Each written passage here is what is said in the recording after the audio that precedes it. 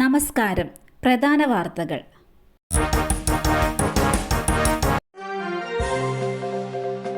വലഞ്ഞ് യാത്രക്കാർ. KSRTC ബസ്സുകൾ തടഞ്ഞ് സമരാനുകൂലികൾ. KSRTC അടക്കം സർവീസ് നടത്താതിരുന്നതോടെ റെയിൽവേ സ്റ്റേഷനിലടക്കം വന്നിറങ്ങിയ യാത്രക്കാർ പെരുവഴിയിലായി. പല ബസ് സ്റ്റാൻഡുകളിലും യാത്രക്കാർ കാത്തുകിടന്നു.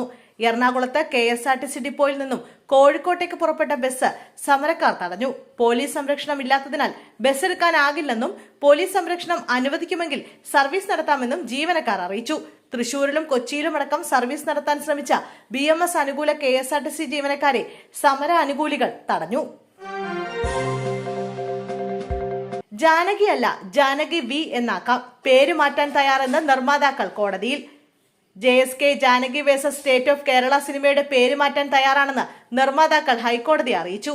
പേരിനൊപ്പം ഇനിഷ്യൽ കൂടി ചേർത്ത് പേര് ജാനകി V എന്നാക്കി മാറ്റാമെന്ന് നിർമ്മാതാക്കൾ ഹൈക്കോടതി അറിയിച്ചു. നേരത്തെ കഥാപാത്രത്തിന്റെ പേരിനൊപ്പം ഇനിഷ്യൽ ചേർക്കണമെന്നും ചിത്രത്തിന്റെ അവസാന ഭാഗത്തെ ക്രോസ് വിസ്താരത്തിനിടെ ജാനകി എന്ന് ഉപയോഗിക്കുന്നത് ഒഴിവാക്കണമെന്നും സെൻസർ ബോർഡിന്റെ അഭിഭാഷകൻ കോടതിയിൽ പറഞ്ഞിരുന്നു. സിനിമയുടെ 2 ഭാഗങ്ങളിൽ ജാനകി എന്ന പേര് പരാമർശിക്കുന്ന ഭാഗങ്ങൾ മ്യൂട്ട് ചെയ്യുകയോ പേര് മാറ്റുകയോ ചെയ്യാമെന്ന നിബന്ധനയും നിർമ്മാതാക്കൾ അംഗീകരിച്ചു. മാറ്റങ്ങൾ വരുത്തിയ ഭാഗങ്ങൾ വീണ്ടും സമർപ്പിച്ചാൽ 3 ദിവസത്തിനുള്ളിൽ ചിത്രത്തിന് അനുമതി നൽകാൻ സാധിക്കുമെന്ന് സെൻസർ ബോർഡ് അറിയിച്ചു. ലോഡുമായി പോകുന്നതിനിടെ ബ്രേക്ക് പോയി. രക്ഷപ്പെടാൻ പുറത്തേക്ക് ചാടിയ ലോറി ഡ്രൈവർ അതേ ലോറി കയറി മരിച്ചു. കണ്ണമംഗലം എടക്കപ്പറമ്പ് സ്വദേശി പുള്ളാട്ട് കുഞ്ഞഹമ്മദ് ആണ് മരിച്ചത്. രാവിലെയാണ് അപകടം. കുന്നുംപുറം എടക്കപ്പറമ്പിനും വാളാക്കുടുക്കിനും ഇടയിൽ വെച്ചാണ് സംഭവം. ഉടൻ ആശുപത്രിയിൽ എത്തിച്ചെങ്കിലും രക്ഷിക്കാനായില്ല. ഹേമചന്ദ്രന്റെ കൊലപാതകം. മുഖ്യപ്രതി നൌഷാദിന്റെ അറസ്റ്റ് രേഖപ്പെടുത്തി. സുൽത്താൻ ബത്തേരി സ്വദേശി ഹേമചന്ദ്രന്റേത് കൊലപാതകമല്ലെന്ന് പോലീസിനോട് ആവർത്തിച്ച് മുഖ്യപ്രതി നൌഷാദ്. ഹേമചന്ദ്രൻ ജീവൻ ഒടുക്കിയതാണെന്നും മറ്റു വഴികളില്ലാതിരുന്നതിനാൽ മൃതദേഹം കാട്ടിൽ കൊണ്ടുപോയി കുഴിച്ചിടുകയായിരുന്നുവെന്നും പ്രതി പോലീസിനോട് പറഞ്ഞു. സമൂഹ മാധ്യമം വഴി നേരത്തെ ഇതേ വാദം പ്രതി ഉന്നയിച്ചിരുന്നു.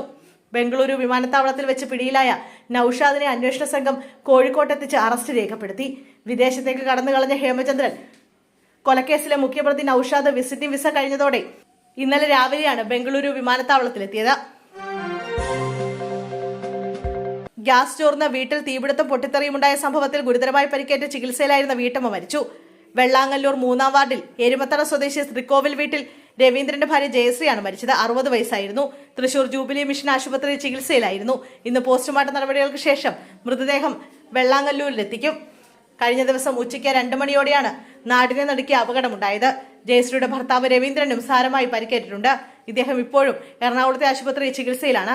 രാവിലെ ചേർപ്പിലെ ബന്ധുവീട്ടിൽ പിറന്നാളാഘോഷം കഴിഞ്ഞ മടങ്ങിയെത്തിയ ഇരുവരും വീട്ടിൽ കയറി ലൈറ്റ് ഓൺ ചെയ്തപ്പോൾ പൊട്ടിത്തെറി നടന്നുവെന്നാണ് കരുതുന്നത്.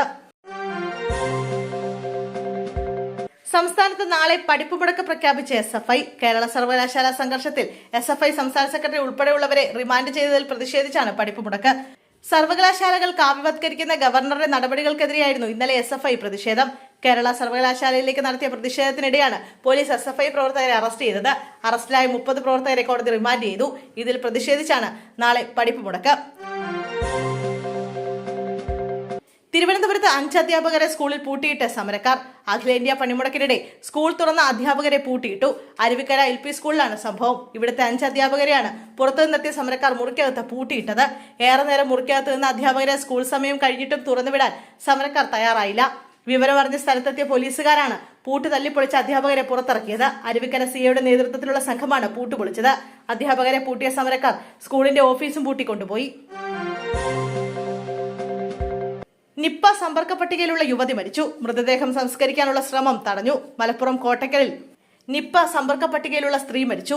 മങ്കടയിൽ നിപ്പ ബാധിച്ച് മരിച്ച പെൺകുട്ടിക്കൊപ്പം ആശുപത്രിയിലെ തീവ്രപരിചരണ വിഭാഗത്തിൽ ചികിത്സയിലുണ്ടായിരുന്ന യുവതിയാണ് ഇന്ന് മരിച്ചത്. ആരോഗ്യവകുപ്പിന്റെ പ്രോട്ടോകോൾ പ്രകാരം ഇവർ ഹൈറിസ്ക് സമ്പർക്ക പട്ടികയിലായിരുന്നു. ഇന്ന് ഉച്ചയോടെ ഇവർ മരണത്തിന് കീഴടങ്ങുകയായിരുന്നു. അതേസമയം മൃതദേഹം സംസ്കരിക്കാനുള്ള ബന്ധുക്കളുടെ ശ്രമം ആരോഗ്യവകുപ്പ് തടഞ്ഞു. പരിശോധനാ ഫലം വരുന്നതുവരെ മൃതദേഹം സംസ്കരിക്കരുതെന്ന് ആരോഗ്യവകുപ്പ് നിർദ്ദേശം നൽകി. ഓമല്ലൂരിൽ CPM BJP സംഘർഷം. 2 CPM പ്രവർത്തകർക്ക് വെട്ടേറ്റു. പത്തനംതിട്ട ഓമല്ലൂരിൽ CPM BJP സംഘർഷത്തിൽ 4 പേർക്ക് പരിക്കേറ്റു. പരിക്കേറ്റതിൽ 3 പേർ CPM പ്രവർത്തകരാണ്. ഒരാൾ RSS പ്രവർത്തകനാണ്. പരിക്കേറ്റവർ പത്തനംതിട്ട ജനറൽ ആശുപത്രിയിൽ ചികിത്സയിലാണ്. ആരുടെയും നില ഗുരുതരമല്ല. സംഭവത്തിൽ പരസ്പര ആരോപണവുമായി CPMഉം BJPയും രംഗത്തെത്തി. പിന്നിൽ RSS പ്രവർത്തകരാണെന്ന് CPM ആരോപിച്ചു. CPM പ്രവർത്തകർ BJP പ്രവർത്തകന്റെ വീട്ടിലാണ് ആദ്യം ആക്രമണം നടത്തിയെന്നാണ് BJPയുടെ ആരോപണം. വീടിന് മുന്നിലൂടെ പോകുമ്പോൾ തങ്ങളെയാണ് അകാരണമായി ആക്രമിച്ചതെന്ന് CPM ആരോപിക്കുന്നു. അതിവേഗ നീക്കവുമായി സംസ്ഥാന സർക്കാർ. കീം പരീക്ഷാഫലം റദ്ദാക്കിയ ഹൈക്കോടതി ഉത്തരവിനെതിരെ അപ്പീൽ നൽകി. കീം പരീക്ഷാഫലം റദ്ദാക്കിയ ഹൈക്കോടതി ഉത്തരവിനെതിരെ അതിവേഗ നീക്കവുമായി സംസ്ഥാന സർക്കാർ.